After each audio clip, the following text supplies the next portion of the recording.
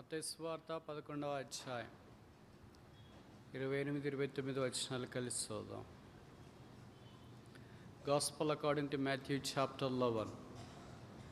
Reading all together, verse 28 and 29.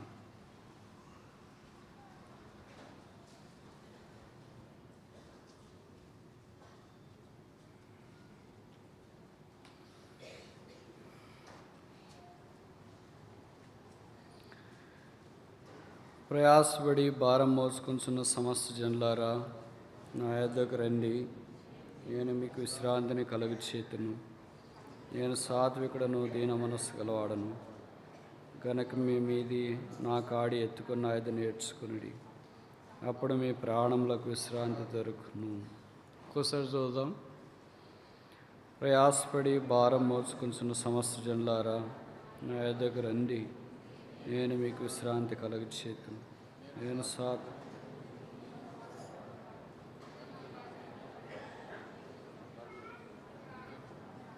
అప్పుడు మీ ప్రాణములకు విశ్రాంతి దొరుకు. నా యొద్దకు రండి, నేను మీకు విశ్రాంతిని కలుగజేతును. Come unto me, I will give you rest. ప్రార్థన. మోకరించగలిగిన వాళ్ళు మోకరించి.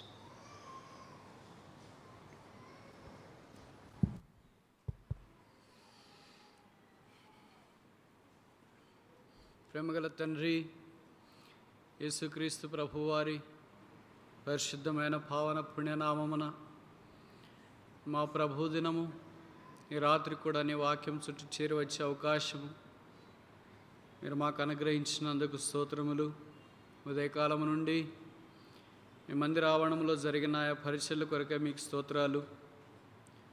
సండే క్లాస్ పరిచర్ను కూడా మీరు ముద్రించి ఆశీర్వదించి అనేకులు రాబో తరం కొరకు సిద్ధపరచబడినట్లు మీరు సహాయం చేయాలని ప్రార్థిస్తున్నాము. ఆరాధన కార్యక్రమంలో కూడా మానవ హద్దుబాటులో నీళ్ళ మీద వేయబడిన ఆహారము కార్యసిద్ధి కలిగించి ఉదయంతరంగంలో బలమైన నిలిచిండే కార్యము జరిగించమని ప్రార్థిస్తున్నాము. సువార్తలో సహాయపడినందుకు మీకు స్తోత్రములు. ఈ రాత్రి మరొకసారి మీ వాక్యము చుట్టూ చేరువచ్చే అవకాశం ఇచ్చినందుకు వందనములు.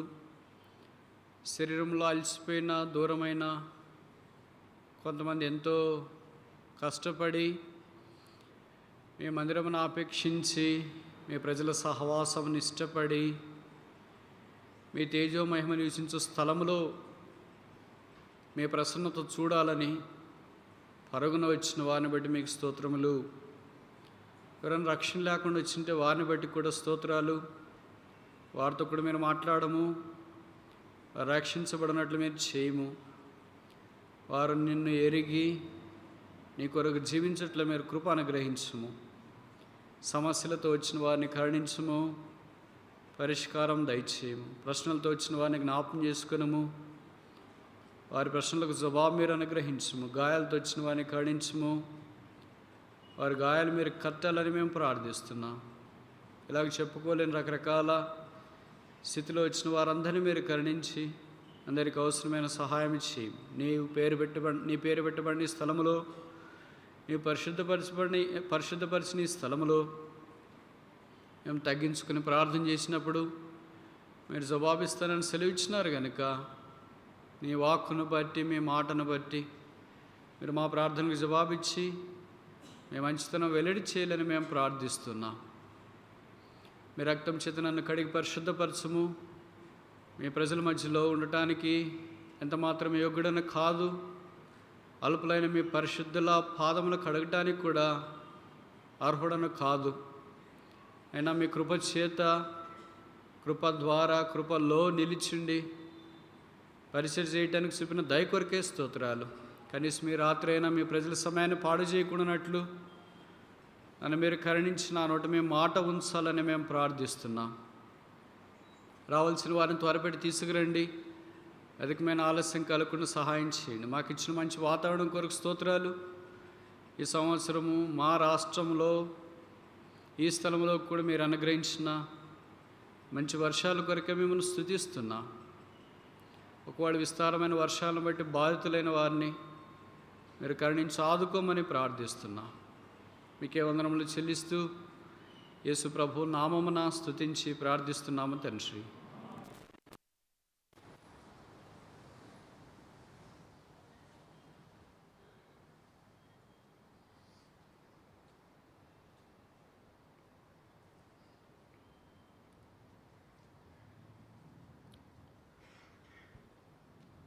దేవుని వరము అని అర్థమిచ్చు పేరుగల మత్తయి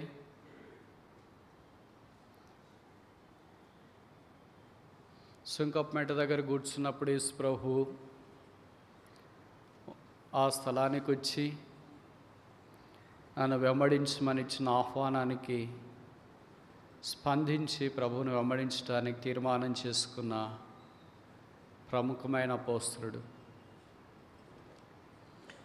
ఆయన రాసిన సుదీర్ఘమైన ఈ సువార్త 28 అధ్యాయాల సంక్లిష్టమైంది, సాధారణంగా తేలికైంది.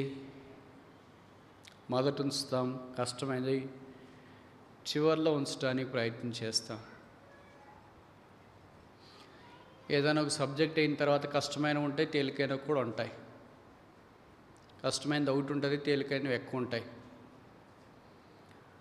ఉదాహరణకి సైన్స్ తీసుకున్నారనుకోండి, సైన్స్ గ్రూప్ చదవటానికి మిగతా పేపర్లు తేలికుంటాయి, ఒకటి కష్టం. అదేంటంటే కెమిస్ట్రీ. అలాగే కామర్స్ తీసుకున్నారనుకోండి, కొన్ని పేపర్లు తేలిగ్గానే ఉంటాయి, ఒకటి కష్టం. మర్కంటైల్ లా. సరే ఇవన్నీ ఎందుకులే, ఆర్ట్స్ చాలా తేలిక కదా అని ఆర్ట్స్ తీసుకున్నారనుకోండి, ఎకనామిక్స్ చాలా కష్టమైంది. సరే ఇవన్నీ ఎందుకులే, మొనాటనస్గా ఉంటుంది, మెడిసిన్ చేస్తాను, మెడిసిన్కి వెళ్ళారనుకోండి, అన్నీ బాగానే ఉన్నట్టుంటాయి. అనాటమీ కడుపు జించేస్తుంది. ఇలా ఇంజనీరింగ్ వెళితే సర్క్యూట్స్, ఏ సబ్జెక్ట్కి వెళ్ళినా ఎక్కువ భాగము తేలికైన ఉంటాయి, తక్కువ భాగం కష్టమైనది ఉంటుంది. అదొక్కటే చాలు కష్టపెట్టడానికి. ఈ 4 సువార్తల్లో కూడా మార్కు, లూకా, యోహాను సువార్త చాలా తేలికైన పేపర్స్గా కనిపిస్తాయి. మత్తయి సువార్తకు వచ్చేటప్పటికి కొద్ది కష్టమైన పేపర్గా కనిపిస్తుంది. అయినా పరిశుద్ధాత్మ దేవుడు నేను కొత్త నిబంధనలో మొదటి స్థానంలో ఉంచడానికి ఇష్టపడ్డాడు. కారణాలు అనేకం. ఆ సువార్త ద్వారా తీసుకురాబడిన ఆశీర్వాదము అమోఘం. మనం చదువుకున్న వాక్య భాగము క్రైస్తవ లోకానికి, క్రైస్తవేతర లోకానికి కూడా పరిచయం. నాకు తెలిసి వాక్యం చెప్పకుండా ఏ సువార్తికుడు సువార్త ముగించడంటే తప్పు కాదేమో. ఈ వాక్యం రాయబడకుండా ఏ సువార్త కరపత్రిక రాయబడలేదంటే తప్పు కాదేమో. ఈ వాక్యం రాయబడకుండా ఏ మందిరం యొక్క వ్యాను బయటికి వెళ్ళదంటే తప్పు కాదేమో. మనకి ఏ సువార్త వాక్యాలు బైబిల్లో రాకపోయినా ఇది మాత్రం ఫస్ట్ వచ్చింటుంది. నేర్చుకునేదే ఇది నేర్పిస్తాం. విశ్రాంతి లేని అనేక హృదయాలకు, కోట్ల కొలది విశ్రాంతి కొరికే పరుగులు తీస్తున్న హృదయాలకు ఈ వాక్యము విశ్రాంతిలోనికి తీసుకుని వచ్చింది. కొన్ని సంగతులు మనం నేర్చుకోవటానికి లేదా ఆలోచించడానికి ప్రయత్నిస్తున్నాం. ఇక్కడ పై వచనాలు, కింద వచనం ఇవన్నీ చూస్తే అవుట్ ఆఫ్ కాంటెస్ట్గా కనిపిస్తాయి. నేను ఉదయం చెప్పినట్లు చాలా విషయాలు అవుట్ ఆఫ్ కాంటెస్ట్గా కనిపిస్తాయి. ఎందుకంటే మనం అవుట్ ఆఫ్ కాంటెస్ట్లో ఉంటాం కనుక. కానీ యేసు ప్రభువు ఏది చెప్పినా అంత ఒక సీక్వెన్స్ ప్రకారం, ఒక వరుస ప్రకారం చెప్పడం ఆరంభిస్తాడు. పిల్లలకు వివేకము కలిగిన సంగతులన్నీ పసిబాలురకు బయలుపరిచినావని స్తుతించడంతో ఆరంభించి ఆ బయలుపరుపులోనికి రాకుండా ఇంకా విశ్రాంతికి దూరంగా ఉన్న వాళ్ళు విశ్రాంతిలోనికి రావాలని ఆహ్వానం పంపించినాడు. అందుకే ప్రయాసపడి భారం మోచుకొంచున్న సమస్త జనులారా నా యొద్దకు రండి. కమ్ అంటు మీ. ఎందుకు రావాలి? విశ్రాంతి అనుగ్రహిస్తా. అంటే వేరే వాళ్ళ దగ్గర, ఎవరి దగ్గర విశ్రాంతి లేదు అని అర్థం. ఆయన దగ్గర విశ్రాంతి ఉంది కనుక ఆయన విశ్రాంతి ఇవ్వటానికి ఇష్టపడుతున్నాడు. విశ్రాంతి 3 రకాలు. 28వ అధ్యాయంలో విశ్రాంతి, 28వ వచనంలో విశ్రాంతి మనం చూస్తాం. కింద వరుస 29లో కూడా మనం విశ్రాంతి చూస్తాం. ప్రాణములకు విశ్రాంతి. 28వ వచనంలో విశ్రాంతి ఏంటి? 29లో విశ్రాంతి రెండు ఒకటేనా, వేరేనా? రెండు వేరే. 28వ వచనంలోని విశ్రాంతి ఆత్మకు విశ్రాంతి, 29వ వచనంలోని విశ్రాంతి ప్రాణమునకు విశ్రాంతి. కనుక మొదటి విశ్రాంతి దేనికి అవసరం అంటే ఆత్మకు కావాలి. ఆత్మకు వచ్చిన తర్వాత ప్రాణానికి విశ్రాంతి వస్తుంది. తర్వాత మూడో విశ్రాంతి తర్వాత చెప్పడానికి ప్రయత్నం చేస్తా. ఇప్పుడు ఈ రెండు చాలా ప్రాముఖ్యం అనుకుంటున్నా. కనుక మొదటిది ఏంటంటే ఆత్మకు విశ్రాంతి. ఆత్మకు విశ్రాంతి ఎందుకు కావాలా? ఏమైంది ఆత్మ? ఆదికాండం 1వ అధ్యాయంలో మనం చూస్తే దేవుని ఆత్మ జలములపై అల్లాడుచుండెను. అంటే మనుషుని యొక్క హృదయంలో ఆ దేవుని యొక్క ఆత్మకు విశ్రాంతి లేకుండా ఉంది. విశ్రాంతి లేదు కనుక లోపట దేవుని యొక్క ఆత్మ బయట తిరుగుతున్నాడు. బయట తిరుగుతున్న దేవుని యొక్క ఆత్మ దేవుడు మన హృదయంతరంగంలోనికి వచ్చి విశ్రాంతిలో ఉండాలని ఆయనకు ఉద్దేశం. ప్రజలు విశ్రాంతి లేకుండా తిరుగుతున్నారు. ఎలాగ తిరుగుతున్నారు? తేలిగ్గా తిరుగుతుంటే పర్లేదు. ఇక రాశారు భారముతో తిరుగుతున్నారు. ఎవరికి ఉంది భారము? చిన్నోళ్ళకే, పెద్దోళ్ళకే, చదువుని వాళ్ళకే, చదువు లేని వాళ్ళకే, సిటీలో ఉన్నోళ్ళకే, గ్రామాల్లో ఉన్న వాళ్ళకే, సాఫ్ట్వేర్కే, హార్డ్వేర్కే, వ్యాపారవేత్తలకే, రాజకీయ నాయకులకే, అధికారులకే, ఆరోగ్యవంతులకే, అనారోగ్యవంతులకే, పేదలకే, ధనవంతులకే, జ్ఞానులకే, ఐశ్వర్యవంతులకే, పిలువబడిన వారికే, లేని వారిక, సామాన్యులకే, గొప్పవారికి, అందమైన వారికి, అందం లేని వారిక, పర్మనెంట్ ఉద్యోగం చేసేవాళ్ళకే, టెంపరీ ఉద్యోగం చేసేవాళ్ళక, చదువుకునే వాళ్ళకే, చదువు అయిపోయిన వాళ్ళక, కాళ్ళు తప్పుకొని ఉన్నవాళ్ళక, లేకపోతే సమాజంలోనికి వెళ్ళిన వాళ్ళక, ఎవరికని? రాయబడిన మాట ఏంటంటే సమస్త జనులు. కనుక జనులు అయిన తర్వాత వాళ్ళకి ఏముందంటే భారం ఉంది. నేను జనమే కానీ నాకేం భారం లేదంటే అర్థం ఏంటంటే నువ్వు వాక్యానికి వెలబడి మాట్లాడుతున్నావు అని అర్థం. బైబిల్లో రాయబడింది రోమపత్రికలో నీతిమంతుడు లేడు. బైబిల్ ఏం చెప్తుందో ఒక్కడు కూడా లేడు అంటే మనం ఏం చెప్తాం? చాలామంది ఉన్నాం, మేమంతా నీతిమంతులే కదా. యేసుప్రభుని ఎరగక మునుపు సంగతి నేను మాట్లాడుతున్నా. యేసుప్రభుని ఎరగక మునుపు మేమేం తప్పు చేసామంటే బాగానే ఉన్నాం కదా. చీమను కూడా చంపవు. చీమను చంపవు కానీ మనుషులను చంపుతావు. అలాంటి వాళ్ళు చాలామంది ఉన్నారు. చీమలకు కూడా చక్కెర వేసేవాళ్ళు, మనుషులను చంపేవాళ్ళు ఉన్నారు. వాళ్ళు చీమలకు ఏ హాని చేయరు కానీ మనుషులకు హాని చేసేవాళ్ళు ఉండొచ్చు. కనుక చీమలకు హాని చేయవు కనుక నువ్వు నీతిమంతుడు అంటానికి బైబిల్ ఒప్పుకోవట్లేదు. బైబిల్లో రాయబడింది ఆదికాండం 6వ అధ్యాయంలో మనుషులు చెడతనం భూమి మీద గొప్పదని వారి తలంపుల్లోని ఊహలన్నీ కేవలము ఎల్లప్పుడు, ఒకరోజు కాదు, 2 రోజులు కాదు, 3 రోజులు కాదు, చెడ్డవని దేవుడు చూచాను. ఎవరి తలంపులు? యవనస్తులువా?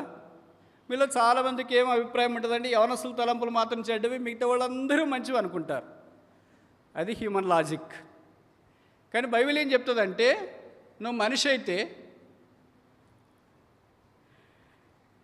నేను చెప్పే మాట కాదు, ఇక్కడ ఆదికాండము 6వ అధ్యాయం 5వ వచనం అనుకుంటా. జెనసిస్ చాప్టర్ 6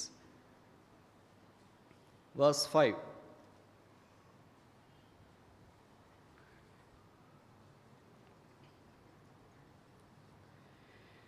జెనసిస్ 6:5 ఆదికాండం 6:5 నరులు చెడుతన భూమి మీద గొప్పదనియు వారి హృదయం యొక్క తలంపులోని ఊహంతే ఎల్లప్పుడూ కేవలము చెడ్డదని యెహోవా ఎల్లప్పుడూ కేవలము చెడ్డది, ఎప్పుడు చెడ్డదే. కేవలం చెడ్డదంటే ఇది అబ్జెక్టివ్. అప్పుడు మంచిదే అని అనుకోవటానికి వీలు లేకుండా ఇది ఎప్పుడు చెడ్డదే. యేసు ప్రభువే అన్నాడు, మీరు చెడ్డవారైండి మీ పిల్లలకు మంచి ఇవ్వలా. అంటే మనుషులు చెడ్డోళ్ళు అంటే ఒప్పుకోం మనం. మనకింటే మంచివాళ్ళు ఎవరు లేరు అని అనుకుంటాం. మనకింటే మంచివాళ్ళు ఎవరు లేరు అని అనుకునేవాళ్ళు వాళ్ళకంటే చెడ్డవాళ్ళు బహుశా ఎవరు ఉండకపోవచ్చు. వాక్యంలో రాయబడింది, హృదయం మోసకరమైనది ఘోరమైన వ్యాధి గల దానిని గ్రహించగలవాడు ఎవడు. కనుక ప్రతి నరుని యొక్క హృదయము చెడిపోయింది. ఆ చెడిపోయిన దాన్ని బాగు చేయటానికి ఒక మ్యానుఫ్యాక్చరర్ కావాలి. నేనే బాగు చేసుకుంటానంటే ఇది ఎలాగుంటుందంటే సెల్ఫ్ మెడిసిన్ మాదిరి ఉంటుంది. నీకు ఆరోగ్యం బాగలేదనుకో, ఒకవేళ జలుబు వస్తే ఏదో నువ్వు మాత్రలు వేసుకుంటావు. $65 అనో పారాసిటమాలో ఏదో ఒక మాత్ర వేసుకుంటావు. కోల్డ్ యాక్ట్ అనో అది సరిపోద్ది చిన్నదానికి. నీకు పూర్తిగా బాగాలేకుండా గుండె నొప్పి వచ్చినట్లు అయింది అనుకో, కిడ్నీస్ ప్రాబ్లమ్స్ వచ్చినాయి, ఊపిరితిత్తుల ప్రాబ్లమ్స్ వచ్చినాయి, ఇంకేమైనా ప్రాబ్లమ్స్ వచ్చినాయి. వాళ్ళ డాక్టర్ అయినా కూడా వాళ్ళు వైద్యం చేసుకోగలరా? వాళ్ళకి ఎవరు కావాలా మరి? డాక్టర్ కావాలా? ప్రభువే చెప్పినాడు, రోగులకు వైద్యుడు అవసరం కానీ ఆరోగ్యం కలిగిన వారికి వైద్యుడు అవసరం లేదు. మరి ఆరోగ్యం ఎవరికి ఉంది? ఎవరికి లేదు. అందరూ ఎవరు? రోగులే. ఒకే డాక్టర్ ఉన్నాడు, ఒకే ఒక హార్ట్ స్పెషలిస్ట్ ఆయన. అంటే మీరు కార్డియాలజిస్ట్ అనుకుంటారేమో. ఆయన హృదయంతరంగాలు బాగు చేసేవాడు. నూతన స్వభావం నేను మీకు ఇచ్చేదను. ఈ రాత్రి గుండెని తీసేసి, అంటే మొట్టమొదటి బైపాస్ సర్జరీ చేసింది ఎవరో తెలుసా? హార్ట్ ట్రాన్స్ప్లాంటేషన్ చేసేది ఎవరో తెలుసా? ఎవరైనా ఈ దినాల్లో హార్ట్ ట్రాన్స్ప్లాంటేషన్ చేయాలనుకుంటే ఈ మాంసపు గుండె తీసేసి మళ్ళీ మాంసపు గుండె పెడతారు, కానీ రాతి గుండెని తీసేసి మాంసపు గుండె పెట్టేవాళ్ళు ఎక్కడ చూసారా? ఎంత కార్పొరేట్ హాస్పిటల్ అయినా ఎక్కడ కనిపించవు. కానీ యేసుప్రభు చేసే ఆపరేషన్ ఏంటంటే రాతి హృదయాన్ని తీసివేసి మాంస హృదయాన్ని ఆయన ఇస్తాడు. కనుక మనిషిని హృదయం అంతా చెడిపోయింది కనుక, పాడైపోయింది కనుక, దేవునికి వ్యతిరేకంగా ఆలోచిస్తుంది.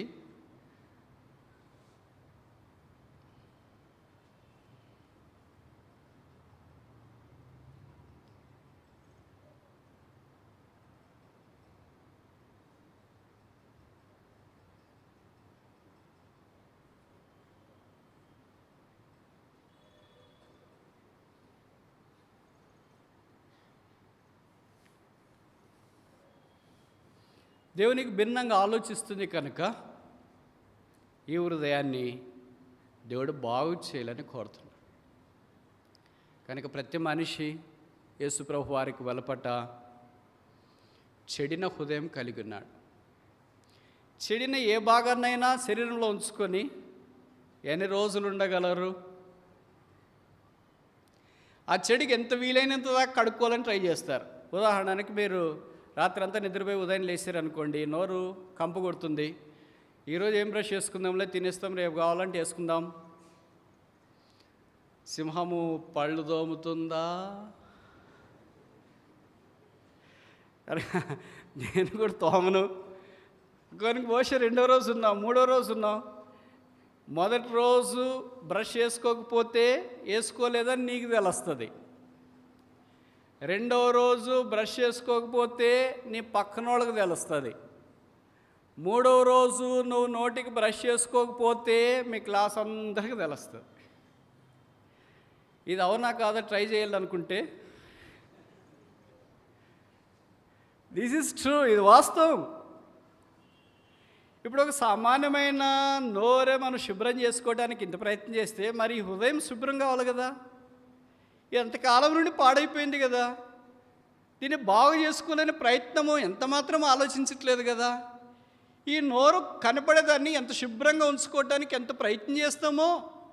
ఉదయం బ్రష్ చేయడమే కాకుండా కొంతమంది సాయంకాలం పడుకునేటప్పుడు వేసేవాళ్ళు ఉంటారు, దానికి పైపెచ్చు, ఇంకా బబుల్ గమ్లు తినేవాళ్ళు ఉంటారు. ఇంకా రకరకాలుగా ఎలాగైనా సరే నోరు వాసన లేకుండా జాగ్రత్తగా ఉండాలని చాలా ప్రయత్నం చేస్తున్నారు. కనబడే నోరును గురించి ఇంత ప్రయత్నం చేస్తున్నారు, కానీ కనబడిన హృదయం బాగుందా లేదని ఎప్పుడైనా మీరు ఆలోచించారా?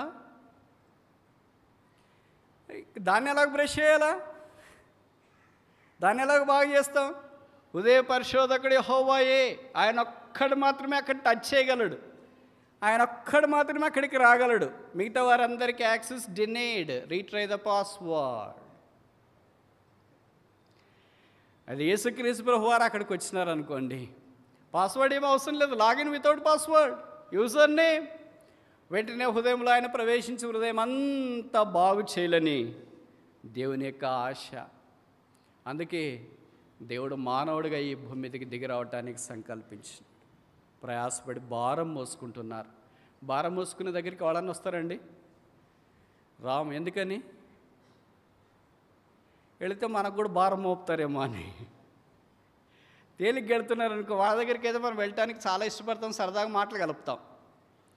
ఎవరైనా విమానంలో నుండి ప్యాసింజర్లు దిగినా, రైల్లో నుండి దిగినా, బస్సులో నుండి దిగినా 2-3 బ్యాగులు పట్టుకొని పిల్లల్ని ఎత్తుకొని ఇలాగే వెళ్తున్నారు అనుకోండి, వీలైనంత దాకా వాళ్ళకి డిస్టెన్స్ మెయింటైన్ చేయడానికి ట్రై చేస్తాం. అలాంటి వాళ్ళు ఇక్కడ కొంతమంది ఉన్నారు అనుకుంటా కదా, నేను చెప్పే మీకు బాగా అర్థమవుతున్నాయి. అయ్యో వీళ్ళు చాలా ఇబ్బందులు ఉన్నారే, మనం సహాయం చేస్తాం, లేకపోతే ముసలోళ్ళు సీనియర్ సిటిజన్స్ ఉన్నారే, వీళ్ళ కర్ర పట్టుకున్నారు, బ్యాగ్ పట్టుకున్నారు, ఇన్న పట్టుకున్నారు, వీళ్ళకి హెల్ప్ చేస్తామనే వాళ్ళు చాలా తక్కువ ఆ రోజు. అలాంటి వాళ్ళ దగ్గరికి వెళ్ళి సహాయం చేయటానికి ఒక మానవుని దగ్గరికి రాకపోతే, పాపభారం మోసుకొని పోతున్న ఈ మానవుని దగ్గరికి దేవుడు రావడం ఏంటి? పరమందున్న దేవుడు భూమి మీద ఉన్న మానవుని ఈ భారంతో చూచినాడు, ఈ భారం మోసుకొని పోతున్న వాడిని చూచినాడు. యాత్రికుని ప్రయాణంలో మీరు చూసింటారు కదా, కవర్ ఫోటోనే ఒక మనిషి ఇలాగ ఉంటే పైన ఎంత పెద్ద కొన లాంటిది, మూట లాంటిది పెట్టింటారు.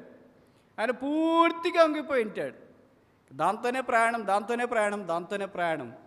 అలాంటి బరువును తీసివేయాలని దేవుడు సంకల్పించినాడు. అందుకనే భారం మోసుకుంటున్న వాళ్ళు, నాకే భారం లేదని చెప్పడానికి లేదు. రకరకాలైన భారాలతో ఇక్కడ వచ్చిన వాళ్ళు ఉన్నారేమో. బహుశా అనారోగ్యం అనే భారం, అప్పులనే భారం, పేదరికం అనే భారం, దరిద్రత అనే భారం, సెటిల్ కాలేదనే భారం, అన్నిటికీ మించి ఏ భారమైనా తొలగించవచ్చు ఎవరైనా. ఎవరైనా పేదరికంలో ఉంటే ఎవరైనా ధనవంతులు సహాయం చేయొచ్చు, అనారోగ్యంతో ఉంటే ఎవరైనా డాక్టర్ దగ్గరికి తీసుకెళ్ళొచ్చు, తర్వాత ఎక్కడైనా సీట్ రాకపోతే ఏదన్నా చేపించడానికి ప్రయత్నం చేయొచ్చు, నిరుద్యోగంలో ఉంటే ఎవరైనా ఉద్యోగం ఇవ్వడానికి ప్రయత్నం చేయొచ్చు. ఇవన్నీ మానవులుగా తోటి మానవులు వేరే వాళ్ళకి సహాయం చేయడానికి అవకాశం ఉంది. అయితే పాప భారంతో నా మానవుని ఇంకొక మానవుడు బాగు చేయలేడు. అందుకే లోక 19:10 మనం చూస్తాం, నశించిన దానిని వెతికి రక్షించడానికి మనిషి కుమారుడు ఈ లోకమునకు వచ్చెను. దేవుడు మానవుడిగా ఈ భూమి మీదకి దిగి రావడానికి సంకల్పించినాడు. విశ్రాంతి లేకుండా అలమటిస్తున్న మానవుడు. ఈ మానవునికి విశ్రాంతి రాదా? ఈ ఆత్మకు విశ్రాంతి రాదా? వచ్చినట్లు అనిపించింది. పాత నిబంధనలో కనీసం ఒక 5 సందర్భాలు మనకు కనిపిస్తాయి. మీరు అనుమతిస్తే మనం చూడటానికి ప్రయత్నం చేస్తాం. మొదటిది యెహోషువ గ్రంథం.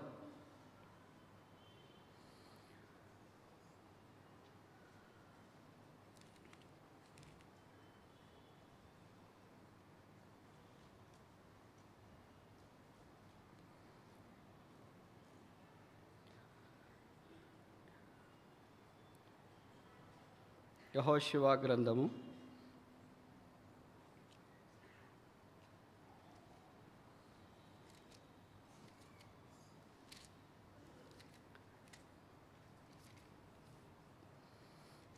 'యెహోషువ దినాల్లో దేవుని ప్రజలైన వారు ఎంత నెమ్మదితో ఉన్నారో రాయబడింది. యెహోషువ 21:44.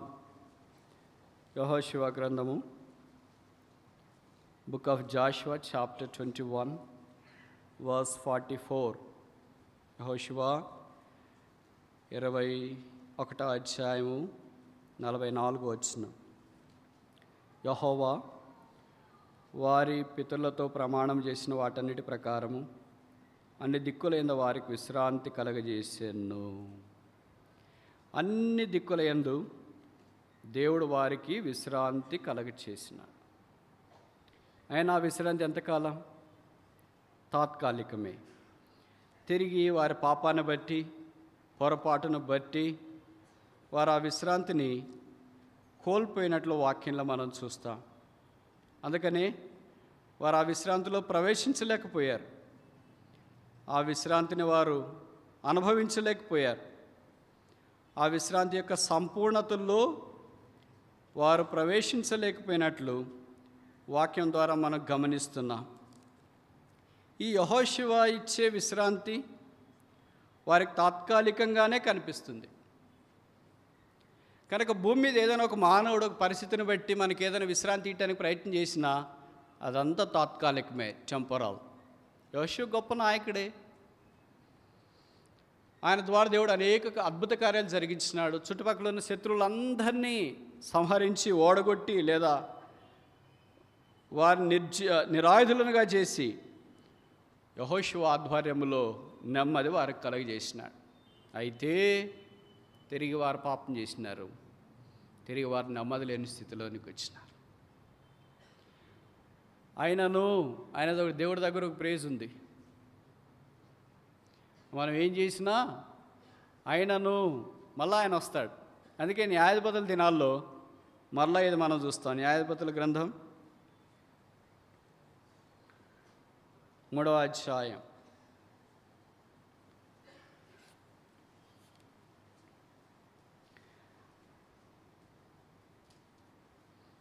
న్యాయాధిపతుల గ్రంథము 3వ అధ్యాయం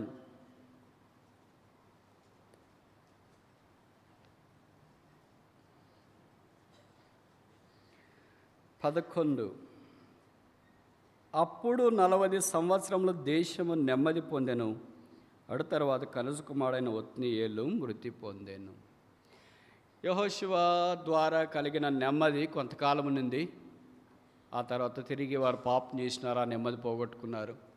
ఇప్పుడు న్యాయాధిపతులు వచ్చినారు. వారి దినాల్లో దేవుడు తిరిగి వారికి నెమ్మది కలిగి చేయాలని కోరాడు. న్యాయాధిపతులు ఒక్కడు ప్రముఖమైన వాళ్ళు, రాయబడిన ఒత్నీయేలు అన్న సంగతి మనకు తెలుసు. ఆయన దినాల్లో దేవుడు 40 సంవత్సరాలు వారికి విశ్రాంతి కలుగ చేసినాడు. ఇవన్నీ ఎందుకు చెప్తున్నారంటే పాత నిబంధనలో ఇలాంటి విశ్రాంతి మనకు కనిపిస్తుంది.